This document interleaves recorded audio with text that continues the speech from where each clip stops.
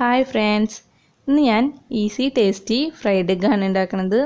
അപ്പോൾ നമുക്ക് വേഗം തന്നെ വീഡിയോയിലേക്ക് പോകാം. വളരെ സിമ്പിളാണ്. അപ്പോൾ നമുക്ക് എങ്ങനെ ഉണ്ടാക്കണമെന്ന് നോക്കാം. ആദ്യം തന്നെ ഒരു പാൻ അടുപ്പത്ത് വെച്ച് നന്നായി ചൂടാവുമ്പോൾ ഒരു ചെറിയ കഷ്ണം ബട്ടർ ഇട്ട് കൊടുക്കാം. അപ്പോൾ ബട്ടർ നന്നായി ഉരുക്കി കഴിഞ്ഞാൽ നമുക്കിതിലേക്ക് ഒരു മുട്ട നടുവെ പൊട്ടിച്ചിട്ട് ഒഴിച്ചു കൊടുക്കാം.